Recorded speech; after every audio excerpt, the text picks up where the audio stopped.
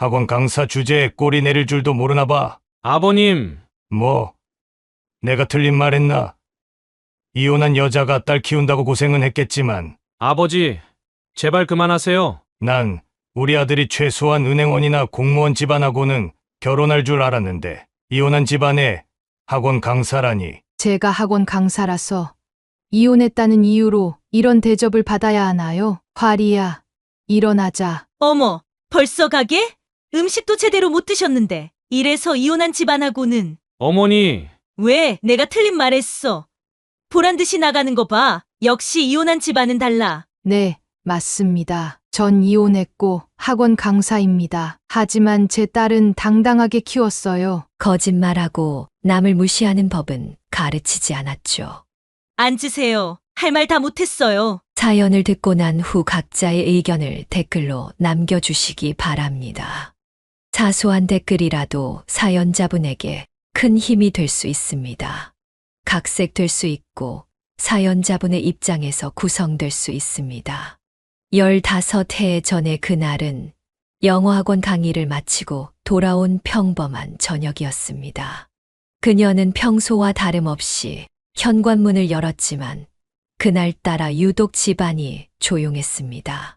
신미순 여사는 25세 시작해 20년 동안 지켜온 결혼 생활이 그날로 완전히 무너질 것이란 생각은 하지 못했습니다. 거실 테이블 위에는 남편의 휴대폰이 놓여 있었습니다. 평소 꼭 들고 다니던 것을 두고 간 것이 이상했습니다. 그때 울리는 문자 알림음. 그녀는 무심코 화면을 받고 그 순간 그의 온 몸이 얼어붙었습니다. 오늘도 좋았어요. 선생님 다음 주에 또 봬요. 발신인은 지민이었습니다. 남편이 4년 전부터 과외를 하던 22살의 제자였습니다. 그는 떨리는 손으로 메시지를 열었고 끝없이 이어지는 대화 내용에 숨이 막혔습니다. 엄마, 괜찮아? 거실에 서 있는 그를 보고 15살이던 딸 화리가 물었습니다. 그는 아무 말도 할 수 없었습니다. 눈물만 흘렸습니다. 다음 날 그는 남편을 기다렸습니다. 밤늦게 들어온 45살의 남편은 평소와 다름없는 얼굴이었습니다. 당신, 지민이랑 뭐야? 그의 질문에 남편은 잠시 굳었다가 이내 체념한 듯한 표정을 지었습니다. 미안해. 단 한마디, 20년 결혼 생활에 대한 사과가 고작 이 한마디였습니다. 이게 다야? 4년이나 날 속였는데? 그의 목소리가 떨렸습니다. 더 이상 못 참겠어. 난 지민이가 필요해. 남편의 말에 그는 쓰러질 것 같았습니다. 엄마, 아빠, 제발. 화리가 울며 매달렸지만 이미 돌이킬 수 없는 상황이었습니다. 남편은 짐을 싸서 나갔고 그날 이후 그들의 가정은 완전히 무너졌습니다. 이혼 조정 과정은 고통스러웠습니다. 매일 밤 화리는 베개를 적셨고 그는 딸의 방문 앞에서 한숨만 내쉬었습니다. 학원에서도 수업에 집중하기 힘들었습니다.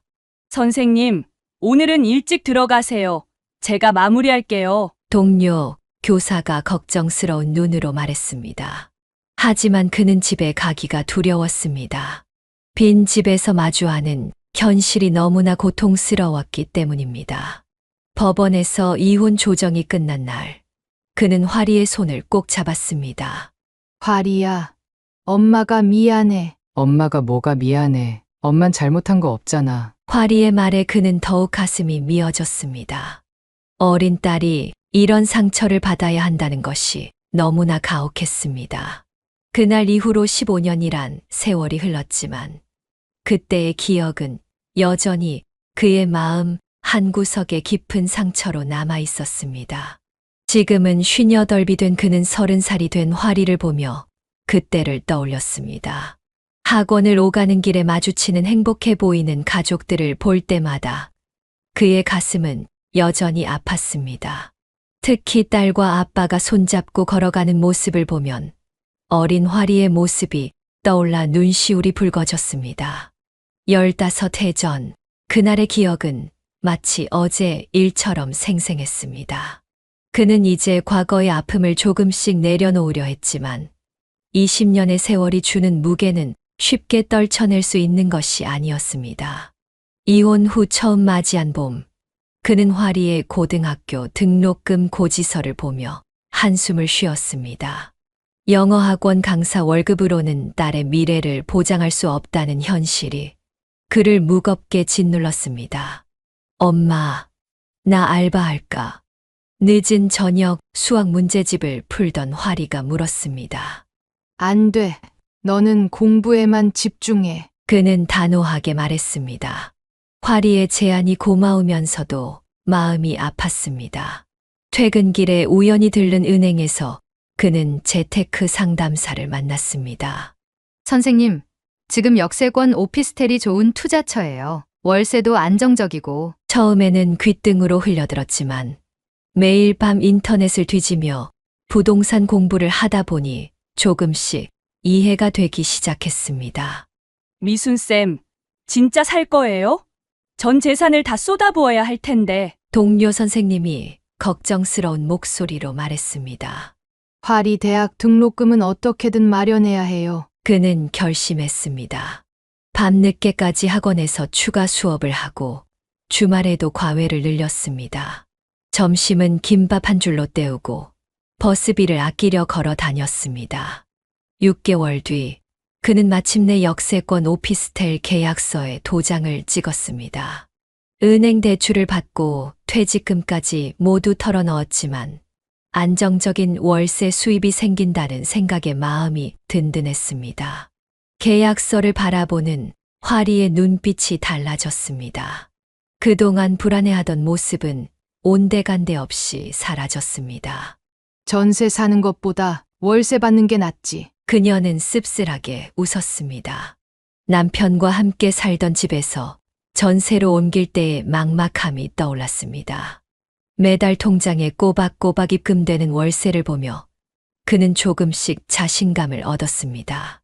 학원 수업이 끝나면 도서관에 가서 경제 공부를 했고 주말이면 부동산 설명회도 찾아다녔습니다.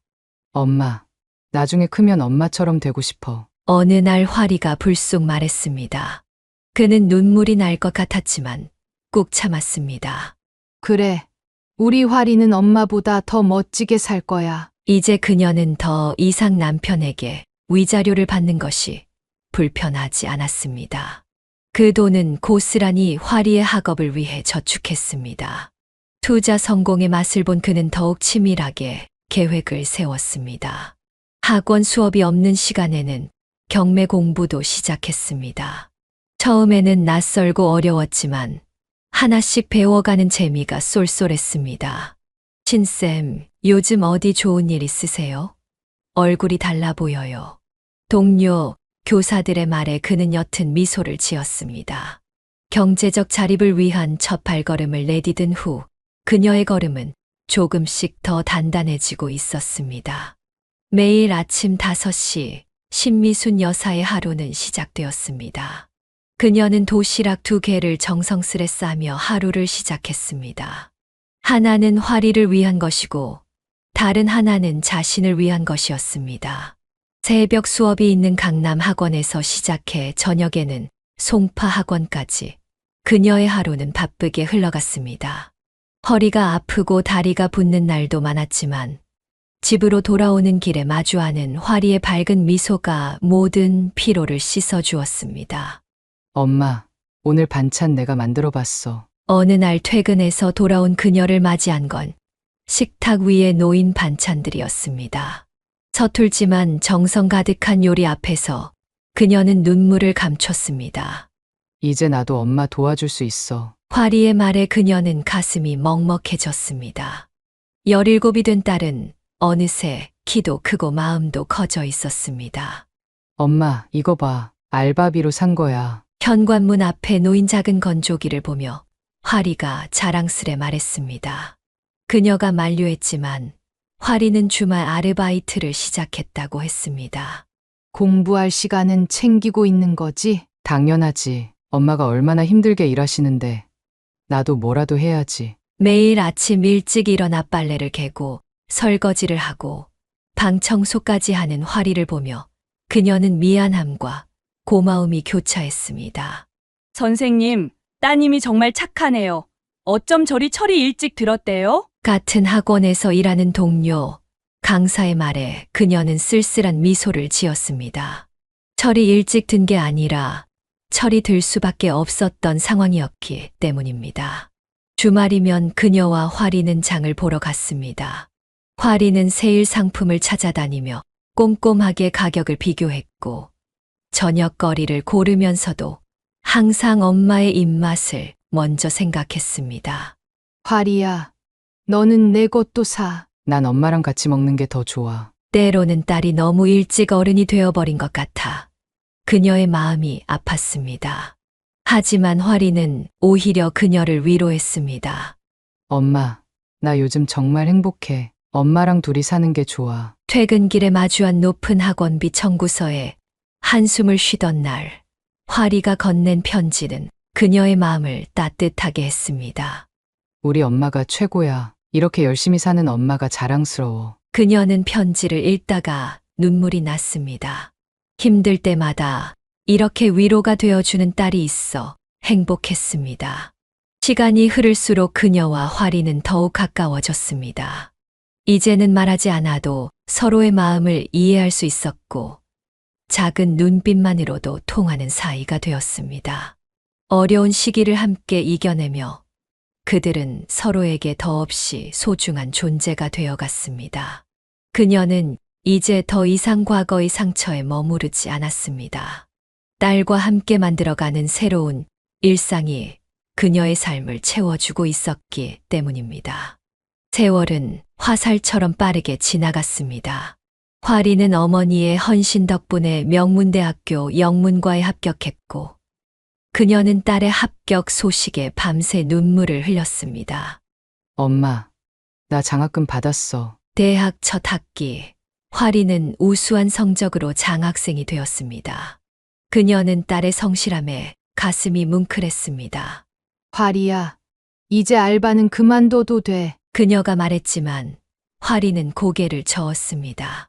엄마가 혼자 고생하시는데 나도 내 앞가림은 해야지. 대학 생활 내내 화리는 공부와 아르바이트를 병행했습니다. 주말에는 카페에서 일했고 방학이면 과외 아르바이트도 했습니다. 그러면서도 학점은 늘 상위권을 유지했습니다. 졸업 후 화리는 중견기업 해외 영업부에 입사했습니다. 24이 된 딸은 이제 당당한 직장인이 되었습니다. 엄마, 이제 내가 엄마 용돈 드릴게요. 첫 월급날 화리가 건넨 봉투에 그녀는 마음이 벅차올랐습니다. 너 쓸 돈도 부족할 텐데. 에이, 난 엄마보다 더 좋은 조건으로 시작하잖아. 엄마가 기반 다 만들어 주셨으니까. 시간이 흐르며 화리는 승진도 하고 해외 출장도 다니며 능력을 인정받았습니다. 주말이면 그녀와 함께 등산도 가고 맛집 탐방도 하며 즐거운 시간을 보냈습니다. 이제 29이 된 화리를 보며 그녀는 자부심을 느꼈습니다. 힘들었던 시간들이 있었지만 딸의 단단한 성장을 지켜볼 수 있어 행복했습니다. 어느 봄날 퇴근 후 집에 돌아온 그녀는 평소와 다른 화리의 모습을 발견했습니다. 29이 된 딸은 어딘가 들뜬 표정으로 저녁 식사 준비를 하고 있었습니다. 엄마, 나 만나는 사람이 생겼어. 수저를 놓던 화리의 목소리가 살짝 떨렸습니다. 그녀는 순간 숨이 멎는 것 같았습니다.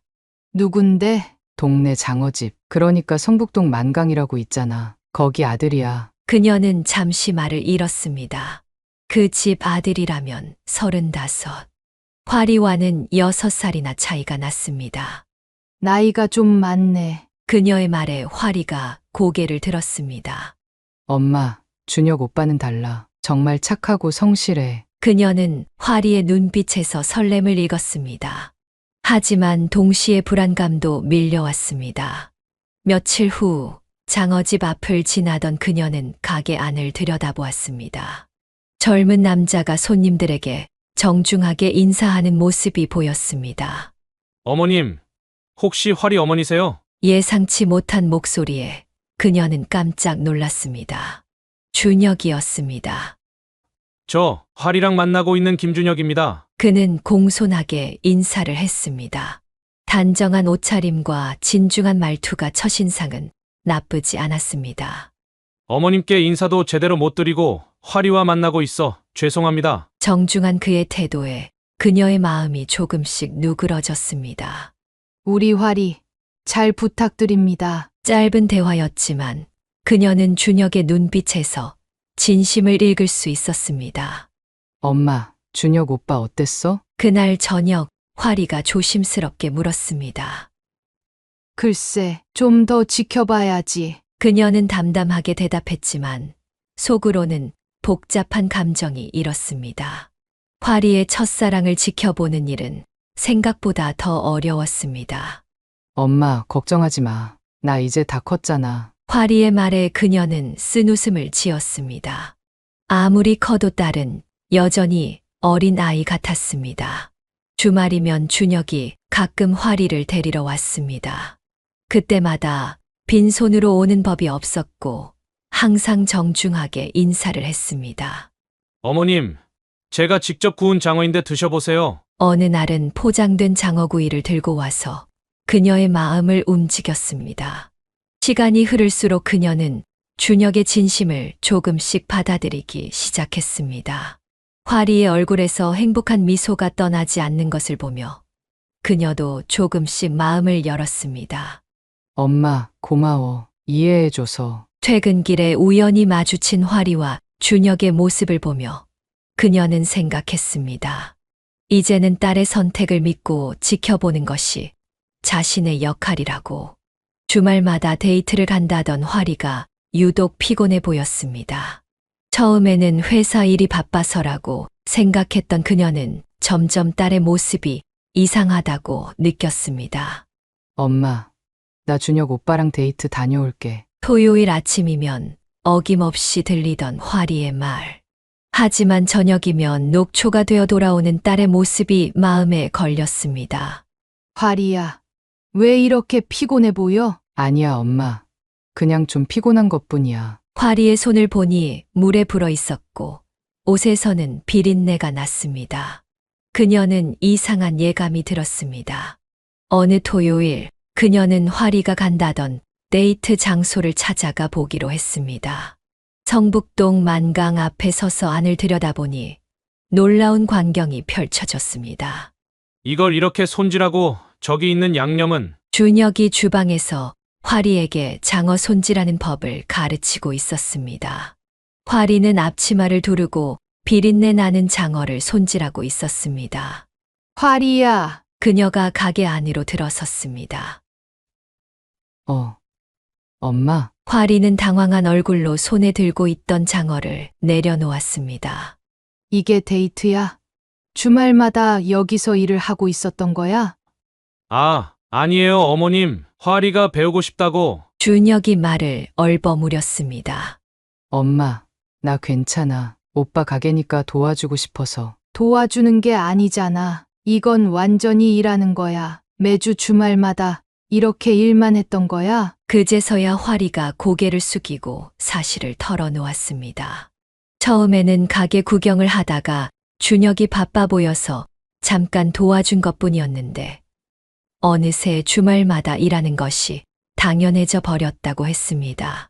준혁 씨, 직원을 쓰셔야죠. 우리 활이를 이렇게 일시키면 어떡해요? 죄송합니다. 활이가 워낙 잘해주고 해서. 이제 그만두자. 활이야, 가자. 그녀는 딸의 손을 잡고 가게를 나왔습니다. 엄마, 미안해. 내가 미안할 게 뭐 있어. 저 사람이 잘못한 거지. 집으로 돌아오는 길, 그녀는 활이를 바라보았습니다. 착한 딸의 마음을 이용한 준혁이 못마땅했습니다. 이제 주말에는 엄마랑 시간 보내자. 그동안 데이트는커녕 장어, 비린내만 맡았잖아. 활이는 씁쓸하게 웃었습니다. 그날 이후 활이는 주말마다 가게 일을 돕는 것을 그만두었습니다. 대신 준혁과는 적절한 데이트 시간을 보내기로 했습니다.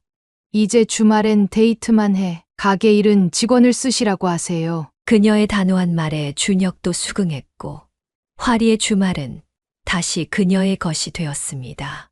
시간이 흐르며 화리의 표정은 더욱 밝아졌고 주말의 피곤한 기색도 사라졌습니다.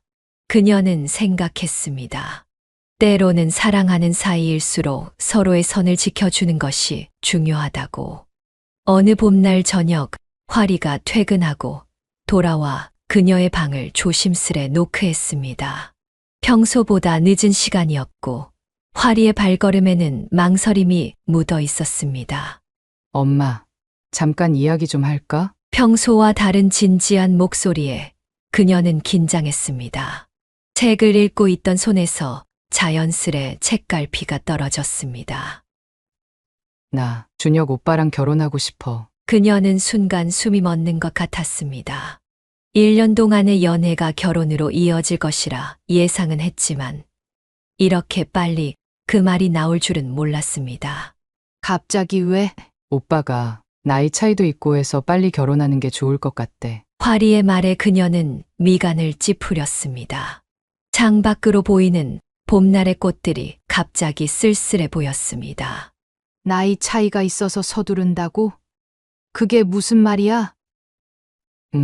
오빠가 이제 36이고 나는 아직 29이잖아. 이럴 때 결혼하는 게 좋을 것 같대. 오빠 친구들도 다 결혼했고. 결혼이 친구들 따라하는 게 아니잖아. 그녀는 한숨을 쉬며 침대 한켠을 토닥였습니다. 화리가 옆에 앉았습니다. 화리야, 결혼은 두 사람이 정말 준비가 됐을 때 하는 거야. 나이 차이 때문에 서두를 일은 아니지. 그녀는 차분하게 말을 이었습니다. 딸의 머리카락을 쓸어내리며 생각을 정리했습니다. 엄마도 처음엔 준혁 오빠 마음에 안 들어 했잖아. 근데 이제는 달라졌잖아. 화리의 말은 맞았습니다.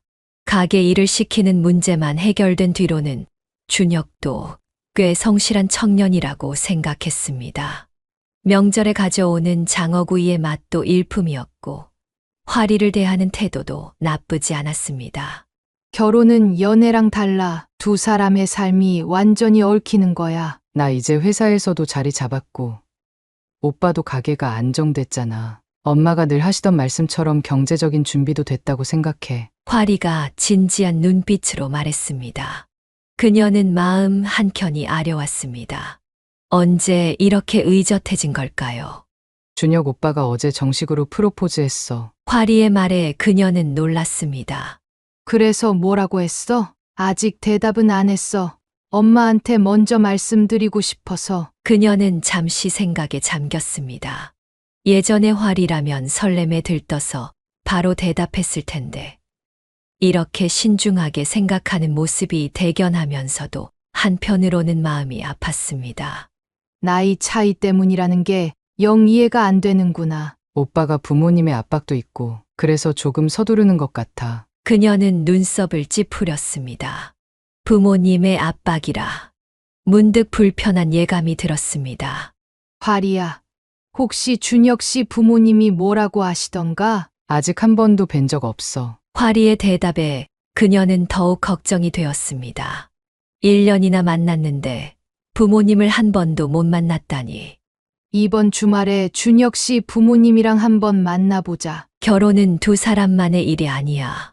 특히 장어집이라는 가업이 있는 집안이니 앞으로 화리가 감당해야 할 일들이 많을 것이라 생각했습니다.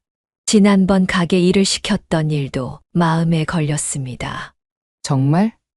엄마, 화리가 그녀를 꼭 안았습니다. 하지만 그녀의 마음속에는 여전히 걱정이 가득했습니다. 결혼이라는 것이 단순히 두 사람의 사랑만으로 이뤄지는 것이 아님을 그녀는 너무나 잘 알고 있었습니다. 주말에 만나면 궁금한 것 많이 여쭤보자. 특히 왜 서두르시는지. 저녁 내내 그녀는 잠을 이루지 못했습니다. 창밖으로 보이는 달빛이 어쩐지 차가워 보였습니다. 화리의 앞날에 어떤 일들이 기다리고 있을지, 이 결정이 정말 옳은 것인지 밤새도록 고민했습니다. 그래도 우리 화리가 이렇게 의젓하게 커서. 빗물 같은 것이 눈가에 맺혔습니다. 딸의 행복을 위해 이 결정이 섣부르지는 않은지 꼭 확인해야 했습니다. 어느 저녁 그녀는 우연히 화리의 통화 소리를 듣게 되었습니다. 평소와 다른 화리의 목소리 톤에 발걸음을 멈추었습니다. 응, 오빠, 우리 집은 그냥 아빠가 돌아가신 지 오래됐어. 그녀는 순간 숨이 멎는 것 같았습니다. 그래서 엄마가 혼자 날 키우신 거야. 응, 맞아. 화리의 말 한마디 한마디가 그녀의 가슴을 파고들었습니다. 자신의 이혼 사실을 딸이 숨기고 있다는 것을 처음 알게 된 순간이었습니다. 화리야, 그녀가 문을 열자 화리는 깜짝 놀라 전화를 끊었습니다. 엄마, 방금 그 말 무슨 뜻이니? 화리의 얼굴이 창백해졌습니다. 한동안 침묵이 이어졌습니다. 미안해, 엄마. 준혁 오빠가 이혼한 가정에 대해 되게 안 좋게 생각해서. 그녀는 가슴 한구석이 무너져 내리는 것을 느꼈습니다. 15년 전에 그 아픈 기억이 다시 되살아났습니다. 오빠가 그러더라고. 이혼한 가정의 자녀들은 결혼해서도 이혼할 확률이 높다고. 화리의 눈에서 눈물이 흘렀습니다. 그래서 난 그냥 아빠가 돌아가신 걸로. 그녀는 한동안 말을 잇지 못했습니다. 온몸에서 힘이 빠지는 것 같았습니다. 그동안 계속 이렇게 얘기했던 거야? 응. 화리의 작은 대답에 그녀의 마음은 더욱 아파왔습니다. 그 모든 세월 화리를 위해 헌신했던 시간들이 한순간에 부정당하는 것 같았습니다. 엄마, 나 나쁜 딸이지? 화리가 흐느끼며 그녀를 바라보았습니다. 아니야. 이런 상황 만든 내 잘못이지. 담담하게 대답했지만 목소리가 떨렸습니다. 그날 밤 그녀는 오랜만에 일기장을 펼쳤습니다. 15년 전 이혼을 결심하던 때의 일기들을 하나하나 읽어내려갔습니다. 화리야, 엄마가 힘들어도 널 꼭 잘 키울게. 우리 둘이 행복하게 살자. 눈물이 일기장을 적셨습니다. 그 시절 온갖 어려움 속에서도 화리만 바라보며 살아왔던 날들이 주마등처럼 스쳐 지나갔습니다. 출근길 회사 동료들과 이야기를 나누다가도 학원에서 수업을 하다가도 문득문득 마음이 아려왔습니다. 이혼한 가정의 자녀들은 결혼해서도 이혼할 확률이 높다는 말이 계속 머릿속을 맴돌았습니다. 퇴근 후 집으로 돌아오는 길, 동네 놀이터를 지나다 문득 발걸음을 멈추었습니다. 어린 화리와 함께 놀던 그 벤치에 앉아 한참을 생각에 잠겼습니다. 엄마, 난 이제 다 컸어. 엄마가 날 얼마나 사랑하는지 알아. 어릴 적 화리의 목소리가 귓가에 맴돌았습니다. 그 시절의 순수했던 딸의 마음이 이제는 세상의 편견 앞에서 흔들리고 있다는 게 가슴 아팠습니다. 다음 날 아침 화리가 출근하기 전 그녀의 방을 찾아왔습니다. 엄마, 어제 잠은 좀 주무셨어? 그녀는 고개를 끄덕였습니다. 하지만 거울 속에 비친 자신의 모습은 밤새 뜬 눈으로 지새운 흔적이 역력했습니다. 엄마, 나 이제 준혁 오빠한테 사실대로 말할래. 이렇게 거짓말하면서 시작하는 게 꺼림칙한 것 같아. 화리야, 난 괜찮아. 넌 그저 행복하면 돼. 그녀는 애써 미소 지었습니다. 하지만 마음속 깊은 곳에서는 여전히 작은 상처가 욱신거렸습니다. 자신의 지난 날이 그토록 힘들게 지켜온 딸과의 시간이 부정당하는 것 같아서 세상의 편견이 이렇게 크구나. 자신이 겪었던 그 모든 시간들이 누군가에게는 그저 통계의 한 숫자일 뿐이라는 게 서글펐습니다. 매일 밤 거울 속 자신에게 내일은 또 다른 날이야 라고 속삭였지만 거울 속의 그녀는 점점 더 지쳐 보였고 눈가의 주름은 더욱 깊어만 갔습니다. 예약된 한정식집 앞에서 그녀와 화리는 1시간을 넘게 기다려야 했습니다. 초여름의 뜨거운 햇볕이 등을 지지는 듯했습니다.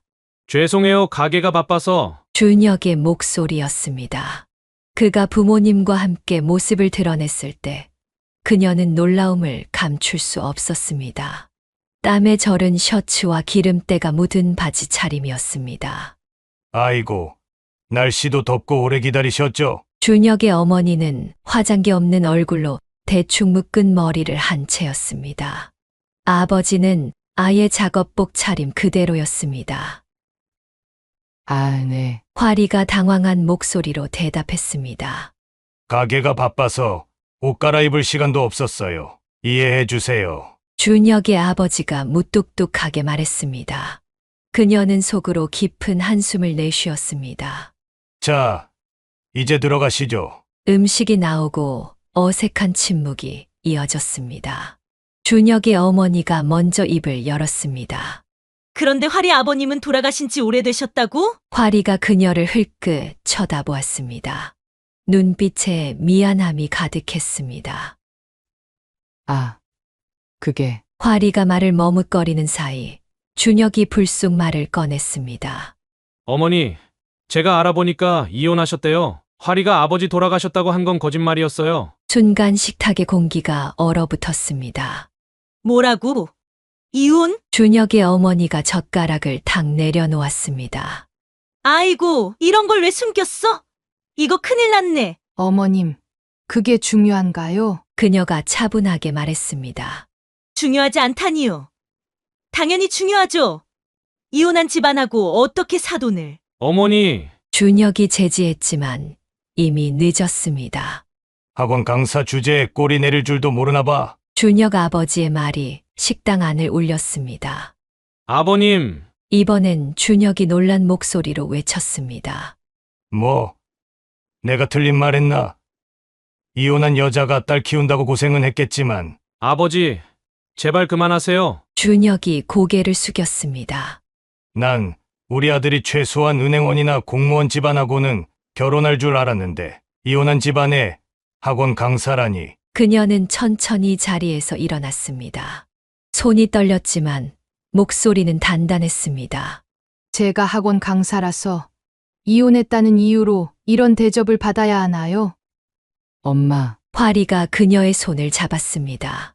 화리야, 일어나자. 네. 아니, 잠깐만요. 준혁이 당황한 목소리로 말했습니다. 준혁 씨, 당신도 이런 생각이었나요? 이혼한 가정은 결혼하면 안 된다고? 아, 그게 준혁이 고개를 떨구었습니다. 그동안 우리 화리가 거짓말을 한 게 당신의 그런 생각 때문이었더군요. 죄송합니다. 하지만 전 됐어요. 이제 다 알았으니까. 그녀가 자리에서 일어서려는 화리의 손을 잡았습니다. 어머, 벌써 가게? 음식도 제대로 못 드셨는데. 준혁 어머니의 비아냥거리는 말이 들렸습니다.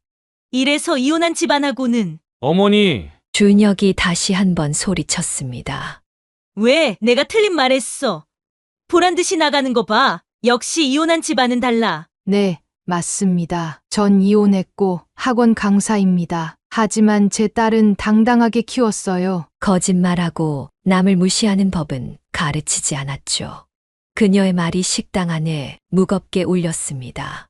준혁 부모의 얼굴이 일그러졌고 주변 테이블의 손님들이 이쪽을 흘끔거렸습니다. 엄마, 화리가 그녀의 손을 꼭 잡았습니다. 눈물이 그렁그렁한 화리의 눈에서 무언가가 번쩍였습니다. 순간에 정적이 흘렀습니다. 그녀가 자리에서 일어나려는 찰나 준혁의 어머니가 날카롭게 말을 던졌습니다. 앉으세요. 할 말 다 못했어요. 그녀는 잠시 망설이다 다시 자리에 앉았습니다. 시한제 학원 강사라. 그러니까 아르바이트 수준이네요. 준혁의 어머니가 비웃듯 말했습니다. 준혁이 제지하려 했지만 그의 어머니는 아랑곳하지 않았습니다. 아니, 이게 무슨 말씀이세요? 그녀의 목소리가 떨렸습니다. 뭐가 어때서요? 시간제 강사면 입에 풀칠도 못할 것 같습니까? 우리 딸 지금까지 잘 키웠습니다. 잘 키웠다고요? 거짓말하는 걸 잘 가르치셨나 보네. 준혁 아버지의 말이 날카롭게 꽂혔습니다. 뭐, 우리 아들이 장어집 하나 물려받는 게 별거 아닌 것 같지? 성북동에서 한 달이면 예일령 월급은 벌걸. 내 앞으로 장어집 물려준다고 했더니 저렇게 형편없는 집안하고 결혼하겠다고? 이혼한 집안도 모자라서 시간제 강사라니. 그만하세요. 저희 엄마가 얼마나 고생했는지 알기나 해요. 화리가 울면서 소리쳤습니다. 고생, 누가 고생하래? 젊은 나이에 이혼하고 혼자 살겠다고 한 건 본인 선택 아니야? 준혁 어머니의 말에 식당이 조용해졌습니다. 우리 준혁이가 얼마나 좋은 조건의 처자들 다 거절했는지 알아? 의사 딸도 있었고, 변호사 집안 딸도. 어머니, 제발 그만하세요. 준혁이 고개를 푹 숙였습니다. 왜? 이왕 다 터진 거 확실히 하자고. 시한제 강사 주제에. 주제요? 그녀의 목소리가 차가워졌습니다. 그래, 주제에 이혼할 시간제 강사가 뭘 해줄 수 있다고. 결혼식은 누가 해? 신혼집은 어떡할 건데? 어머님, 화리가 울먹이며 소리쳤습니다. 울지 마, 화리야. 그녀가 딸의 손을 꼭 잡았습니다. 아르바이트 한다고 너무 기가 센 거 아니에요?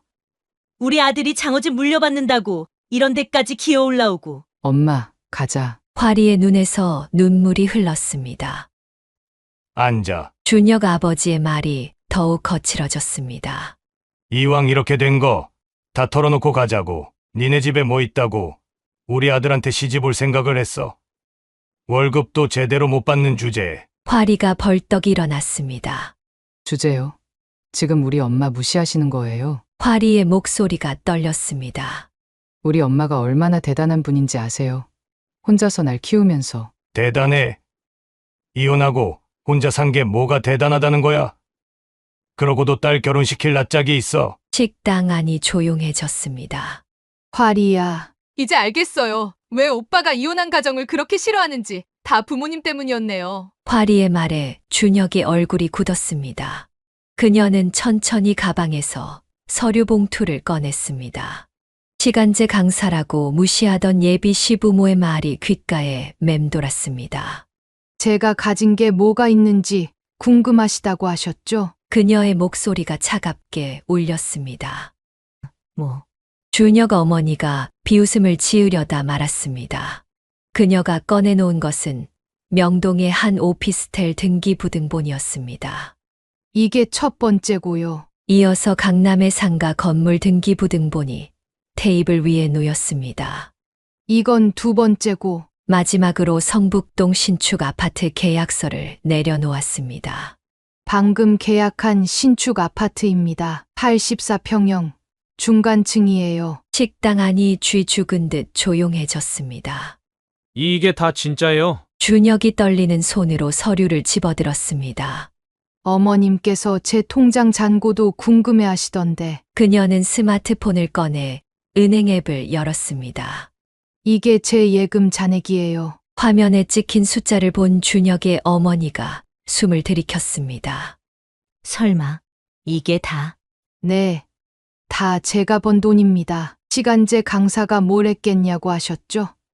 제가 15년 동안 정말 열심히 벌었거든요. 이런 걸 왜 진작? 준혁 아버지의 목소리가 떨렸습니다. 왜요? 제가 자랑이라도 했어야 했나요? 돈 있다고 꼬리 친다고 하셨을 텐데. 그녀의 말에 준혁의 부모는 고개를 숙였습니다.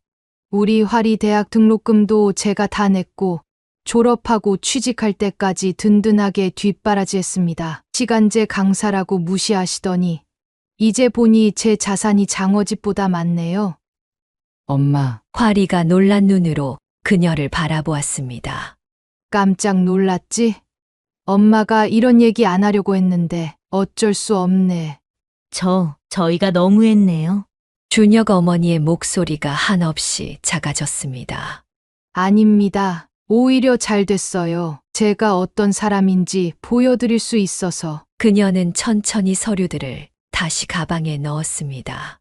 그리고 성북동 신축 아파트요? 제가 살 집입니다. 혹시 아세요? 장어집에서 걸어서 5분 거리예요. 집값이 장어집의 3배 정도 되더라고요. 준혁의 얼굴이 하얗게 질렸습니다. 어머니, 아버님, 이제 제가 누군지 아시겠어요? 시간제 강사지만 제 딸 미래는 걱정 없습니다. 오히려 제가 걱정이네요. 장어집 하나로 우리 화리를 행복하게 해줄 수 있을지. 이런 식으로 우리를 무시하시는 건가요? 준혁 아버지가 버럭 소리를 질렀습니다. 아니요.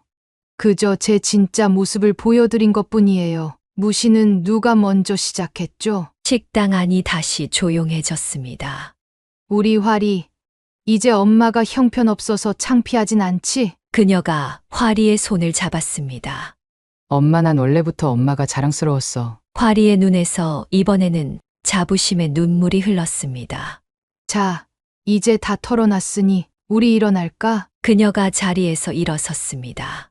준혁의 부모는 아무 말도 하지 못한 채 그저 굳어 있었습니다. 준혁 씨, 우리 나중에 따로 얘기해요. 당신은 부모님과 달리 진심이었다고 믿고 싶네요. 준혁은 그저 고개를 끄덕일 뿐이었습니다. 그녀는 당당하게 식당을 나섰습니다. 뒤에서 들리는 준혁 부모의 낮은 한숨 소리가 승리의 증거처럼 들렸습니다. 다음 날 아침부터 준혁의 어머니가 화리에게 연락을 해왔습니다. 화리야, 어제는 정말 미안했어. 내가 잘못했다. 우리 다시 한번 만나서 얘기하면 안 될까? 불과 하루 전과는 전혀 다른 목소리였습니다. 어머님, 어머님은 무슨 불편하게 엄마라고 해. 우리 준혁이가 너무 속상해하더라. 화리는 어색하게 전화를 끊었지만 곧이어 문자 폭탄이 시작됐습니다. 우리 집에 와서 식사라도 해요. 준혁이가 장어 특별히 구워놨어요. 어제 일은 다 잊어주세요. 준혁도 달라졌습니다. 화리야, 우리 부모님이 너무 죄송하다고 하시네. 나도 미안해. 오빠, 그동안 내가 몰랐어. 내 어머님이 얼마나 대단하신 분인지. 준혁의 목소리에는 전에 없던 아첨이 묻어났습니다.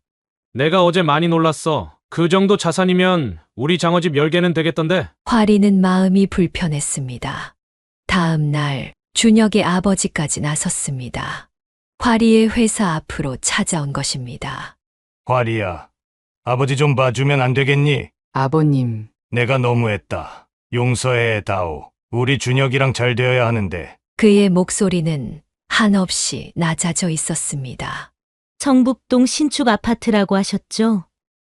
우리 가게랑 정말 가깝네요. 앞으로 매일 뵈야 할 텐데. 준혁의 부모는 집요했습니다. 퇴근길에 화리를 기다리고 주말에는 집 앞까지 찾아왔습니다. 화리야, 내가 잘못했어. 용서해줘. 앞으로는 내 어머님 모시고 살게. 우리가 다 잘못했어. 어느 날은 준혁이 갑자기 무릎까지 꿇었습니다. 화리야, 내가 정말 미안해. 그동안 내 어머님을 오해했어. 오빠, 그만 일어나. 이제 알아. 내 어머님이 얼마나 대단하신 분인지. 우리 결혼하자. 응? 화리의 눈에 눈물이 고였습니다. 우리 어머님이 그러시더라. 신축 아파트에서 다 같이 살면 좋겠다고. 우리가 모실게. 준혁의 말에 화리는 고개를 저었습니다. 이제 와서 그러시는 거예요? 아니야. 난 진심이야. 내 어머님이 얼마나 훌륭하신 분인지 이제야 알았어. 하지만 준혁의 눈빛은 자산 명세서의 숫자들만 좁고 있었습니다. 그날 저녁, 갑자기 준혁의 어머니가 찾아왔습니다. 화리야, 우리 아들 좀 봐줘. 어제부터 술만 마시고. 나가주세요. 화리의 목소리가 떨렸습니다. 화리야, 엄마가. 엄마라고요? 어제까지만 해도 이혼녀의 딸이라고 그렇게 무시하시더니 이제 와서 임모라고요? 진짜 웃기시네요. 화리의 눈빛에서 분노가 번쩍였습니다. 돈이 보이니까 이제 저희가 눈에 들어오나 봐요. 당장 나가주세요. 더는 보고 싶지 않아요. 다음 날은 준혁이 회사 앞을 서성였습니다. 화리야, 우리 에버랜드 갈까? 내가 쏠게. 진짜 뻔뻔하시네. 화리가 차갑게 말했습니다. 화리야, 나 진짜. 그만하시죠. 쇼핑백은 가져가세요. 전 당신이 사준 옷 따위 입고 싶지 않아요. 화리의 눈빛이 매서웠습니다. 어제까지 이혼한 집안 자식이라고 못마땅해 하고 당신 부모님이 막말할 때 말리지도 못하더니 이제 와서 무슨 돈이 보이니까 환장하셨나 봐요. 이제 보니까 당신 정말 한심하네요. 준혁 씨, 이제 그만하시죠. 결국 그녀가 나서야 했습니다.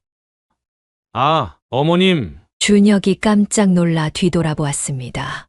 우리 화리는 앞으로 만나지 마세요. 돈이 보이니까 이제 이혼한 가정도 괜찮아진 건가요? 아닙니다. 제가 진심으로. 진심이요.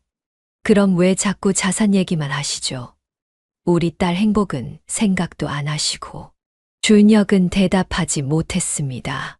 그의 손에 들린 쇼핑백이 서글프게 흔들렸습니다. 화리는 준혁의 끈질긴 연락을 거절하며 회사 일에 집중했습니다. 하지만 그날 점심시간 우연히 만강에서 일하던 아르바이트생을 마주치게 되었습니다. 저 화리 씨 맞으시죠? 마침 그 아르바이트생도 퇴사를 고민하던 참이었습니다. 요즘도 그곳 상황이 별로인가 봐요. 화리의 물음에 아르바이트생이 깊은 한숨을 내쉬었습니다. 네, 월급도 3달째 밀리고 있어요. 아르바이트생의 이야기를 듣자 화리의 마음속에 분노가 치밀었습니다. 자신이 당했던 부당한 대우가 여전히 계속되고 있다는 사실에 가슴이 아팠습니다. 그것뿐이에요. 저희는 근로계약서도 없이 일하고 있거든요. 세금 신고도 제대로 안 하시는 것 같고. 주방 보조 직원의 이야기를 들으니 분통이 터졌습니다. 화리 씨, 저도 말씀드릴 게 있는데 홀 서빙하던 직원이 다가왔습니다. 장어 신선도가 많이 떨어져도 그냥 내보내요. 유통기한도 제멋대로 손님들 식중독 걸릴까 봐 매번 걱정이에요. 화리는 자신이 일할 때 보았던 비위생적인 주방 상태가 떠올랐습니다. 그리고 저기 뒷문으로 들어오는 장어들 원산지가 이상해요. 네. 무슨 뜻이세요? 일본산을 국내산으로 둔갑시켜서 팔아요. 가격은 국내산으로 받고. 직원들의 폭로는 계속되었습니다. 화리는 그 자리에서 휴대폰을 꺼냈습니다. 이런 일들이 있었군요. 제가 일할 때도 봤어요. 사진도 있고요. 화리는 자신이 일하면서 찍어둔 사진들을 보여주었습니다. 비위생적인 주방 상태, 유통기한이 지난 식재료들, 원산지, 표기 위반. 우리 다 같이 신고해요. 제가 먼저 시작할게요. 화리의 말에 직원들이 하나둘 고개를 끄덕였습니다. 다음 날 화리는 식품위생과에 신고를 했습니다. SNS에도 그동안의 증거 자료를 올렸습니다. 성북동 만강에서 일했던 사람입니다. 이런 일이 있었어요. 게시글은 순식간에 퍼져나갔습니다. 댓글이 달렸습니다. 저도 거기서 일했는데 맞아요. 저도 밀린 월급 못 받았어요. 식중독 걸렸었는데. 준혁의 전화가 왔습니다. 화리야, 이러지 마. 내가 신고한 거라며. 오빠, 이제 와서 그런 말씀하시지 마요. 다 오빠네 가족이 자초한 거예요. 보건소 조사가 들어왔습니다. 세무서에서도 조사에 착수했습니다. 야, 이게 무슨 짓이야? 준혁 아버지가 화리의 회사로 찾아왔습니다. 우리 가게 망하게 하려고 작정했어. 이게 다 내 어미 돈이 많다고. 아버님, 그만하세요. 불법을 저지른 건 아버님이에요. 화리의 목소리는 단단했습니다. 며칠 뒤 만강 앞에는 위생점검 중 팻말이 걸렸습니다. 언론에서도 취재가 들어왔습니다. 유명 장어구이집 불법 영업 적발. 준혁의 어머니가 이번에는 그녀를 찾아왔습니다. 제발 그만해. 우리가 잘못했어. 이러다 가게 망하겠어. 어머님, 이제 와서 그러시면 뭐해요? 직원들 임금도 제때 안 주시고 위생관리도 안 하시고 그게 다 어머님 잘못이에요. 결국 만강은 영업정지 처분을 받았습니다. 성북동의 명물이라 불리던 장어집의 추락은 순식간이었습니다. 엄마, 내가 잘한 걸까? 그날 저녁 화리가 물었습니다. 잘했어. 내가 용기를 내지 않았다면 저 사람들의 잘못된 행동은 계속됐을 거야. 그녀는 딸을 꼭 안아주었습니다. 이제 준혁 오빠도 그만 잊을래요. 그래. 우리 화리가 정말 어른이 됐구나. 화리의 눈에는 더 이상 눈물이 없었습니다. 대신 당당함이 빛났습니다. 태풍이 지나간 듯한 소동이 끝나고 늦가을의 서늘한 바람이 불어오던 날이었습니다. 그녀와 화리는 성북동 신축 아파트로 이사를 했습니다. 엄마, 이제 정말 새로 시작하는 거네요. 화리가 새집 거실 창문을 활짝 열었습니다. 맑은 가을 하늘이 펼쳐졌습니다. 그래, 우리 둘 다 새로 시작하는 거야. 그녀는 휴대폰을 꺼내 번호를 바꾸는 신청을 했습니다. 화리도 같은 날 번호를 변경했습니다. 이제 그 사람들한테 연락 못 받겠죠? 화리의 목소리에는 더 이상 망설임이 없었습니다. 엄마, 이제 보니까 우리한테 정말 좋은 것만 남았네요. 새로 꾸민 거실에서 화리가 웃으며 말했습니다. 우리끼리 잘 살 수 있다는 걸 계속 증명해 왔잖아요. 그녀는 딸의 말에 고개를 끄덕였습니다. 15년 전 이혼 후의 시작이 떠올랐습니다. 그때도 지금도 그들에게는 서로가 있었습니다. 엄마, 이사하면서 버린 짐보다 새로 산 게 더 많은 것 같아요. 화리가 새로 배치된 가구들을 둘러보며 말했습니다. 우리 마음도 그렇게 됐으면 좋겠다. 묵은 것은 버리고 새 것으로 채우는 거야. 따스한 가을 햇살이 거실을 가득 채웠습니다. 새 집의 창문을 통해 보이는 풍경은 낯설었지만 그들의 마음은 한결 가벼워졌습니다. 화리야. 네. 엄마? 앞으로는 우리가 누구인지 숨기지 말자. 이혼한 가정이어서 어때? 우리는 우리대로 잘 살아왔잖아. 화리의 눈에 눈물이 고였습니다. 미안해요, 엄마. 제가 그동안 우리 가정을 부끄러워한 것 같아서. 아니야. 그건 내 잘못이 아니야. 세상의 편견이 너무 컸던 거지. 마주 앉은 모녀는 따뜻한 미소를 나누었습니다. 이제 진짜 새로운 시작이에요. 화리가 창가로 다가가 깊게 숨을 들이마셨습니다. 새 아파트에서 보이는 서울의 풍경이 달라 보였습니다. 그래. 우리 새로 시작하자. 이번에는 더 당당하게. 저녁이 되자 그녀는 테라스에 작은 화분을 내놓았습니다. 봄에 피어날 꽃을 기다리며 새로운 계절을 맞이할 준비를 했습니다.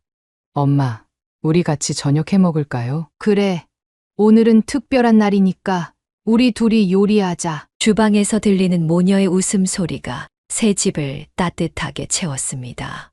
이제 그들에게는 새로운 이야기가 시작되고 있었습니다.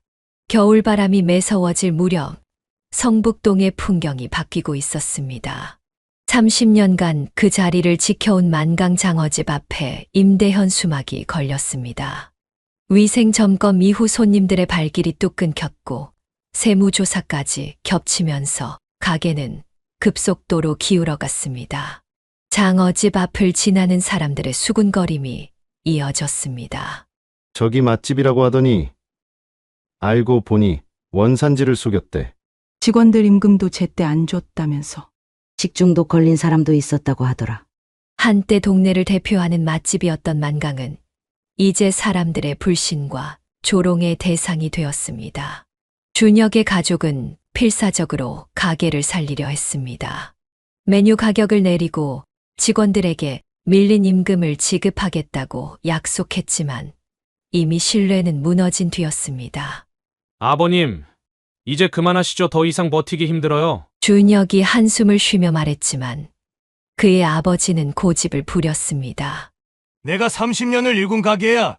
이대로 무너질 순 없어. 하지만 현실은 냉혹했습니다. 세무조사 결과가 나오면서 밀린 세금이 발목을 잡았고 위생점검 과정에서 적발된 불법 행위들로 인한 과태료도 만만치 않았습니다. 결국 준혁의 아버지는 임대 계약을 포기했습니다. 30년 동안 쌓아온 단골 손님들도 하나 둘 발길을 끊었고 남은 직원들도 모두 퇴사했습니다. 이 동네가 이제 너무 비싸졌어. 우리 같은 영세 상인은 버티기 힘들어. 준혁 아버지의 한숨 소리가 골목을 채웠습니다.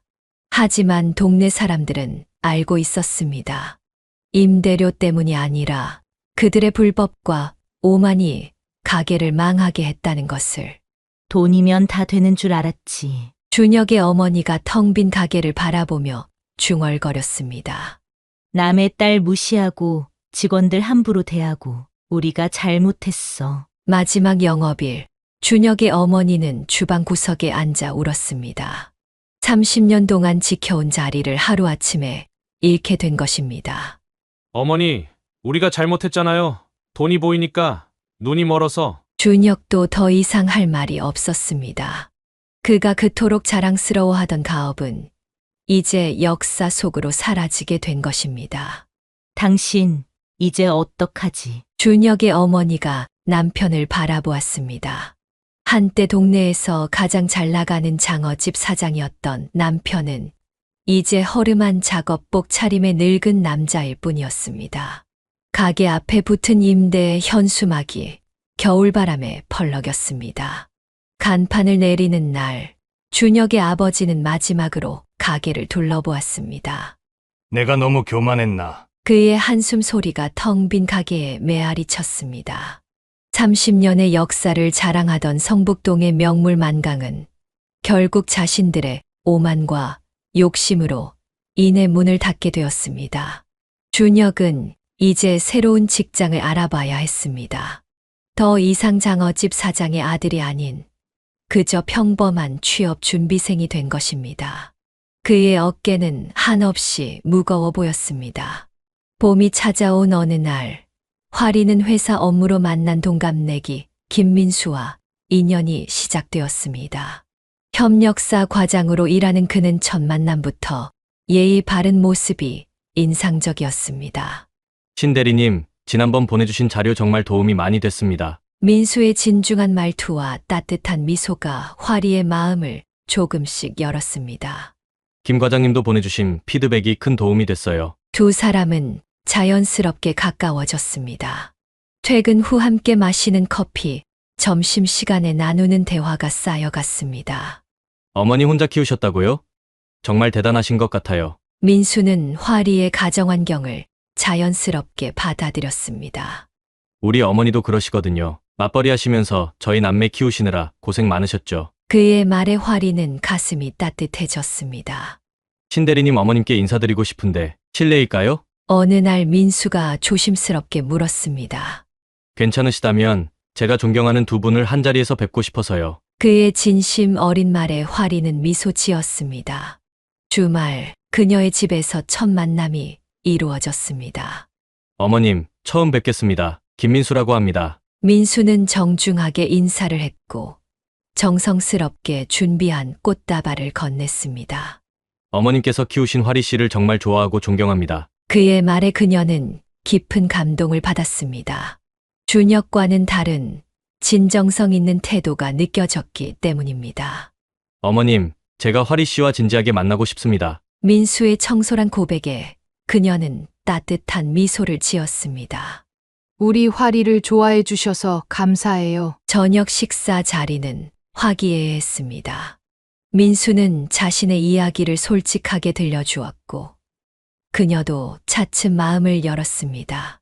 어머니, 앞으로 자주 찾아뵐게요. 제가 성실하게 화리 씨를 행복하게 해드리겠습니다. 돌아가는 민수의 뒷모습을 보며 화리가 말했습니다. 엄마, 이번에는 진짜일 것 같아요. 그래, 나도 그렇게 느껴졌어. 그녀는 딸의 행복한 표정을 보며 안도했습니다. 이제야 화리가 진정한 사랑을 만난 것 같아서였습니다. 민수 씨는 달라요. 나를 있는 그대로 봐주는 것 같아서. 화리의 눈빛이 달라졌습니다. 더 이상 불안하거나 초조해하지 않았습니다. 사람을 보는 눈이 생겼구나. 그녀는 딸의 어깨를 감싸 안았습니다. 이제 화리는 진정한 사랑을 시작할 준비가 된 것 같았습니다. 봄볕이 따스한 어느 날, 그녀는 회사에서 승진 소식을 전해온 화리와 마주 앉아 있었습니다. 이제는 어엿한 과장이 된 딸의 모습에서 세월의 흐름을 느꼈습니다. 엄마, 이번에 새로 맡은 프로젝트도 잘 마무리됐어요. 화리는 이제 회사의 핵심 인재로 인정받고 있었습니다. 처음 입사했을 때의 풋풋한 모습은 온데간데 없이 사라지고 노련한 비즈니스 우먼으로 성장해 있었습니다. 민수 오빠랑 결혼식 준비도 순조로워요. 화리의 눈빛이 행복하게 빛났습니다. 약혼한 지 6개월, 두 사람은 천천히 결혼 준비를 해나가고 있었습니다. 어머님, 주말에 저희 부모님께서 찾아뵙고 싶다고 하십니다. 민수의 부모님은 매번 방문할 때마다 정성스러운 마음을 담아왔습니다. 처음부터 화리의 가정 환경을 편견 없이 받아들여 준 것이 그녀의 마음을 움직였습니다. 하리 씨를 보면 우리 민수가 얼마나 복화된 사람인지 새삼 느낍니다. 민수 어머니의 진심 어린 말에 그녀는 늘 감사함을 느꼈습니다. 엄마, 이제 정말 모든 게 안정됐죠? 화리가 따뜻한 미소를 지으며 말했습니다. 그래, 내가 이렇게 잘 자리 잡은 걸 보니 이제 내 마음도 편하구나. 저녁 노을이 창가에 걸렸습니다. 그녀는 딸의 행복한 미소를 바라보며 생각했습니다. 이제 모든 것이 제자리를 찾은 것 같았습니다. 사연을 듣고 댓글을 남겨주시기 바랍니다. 사소한 의견일지라도 사연자분에게는 큰 힘이 됩니다. 노골적인 악성 댓글은 사연자분에게 상처가 될 수 있으니 삼가주시기 바랍니다.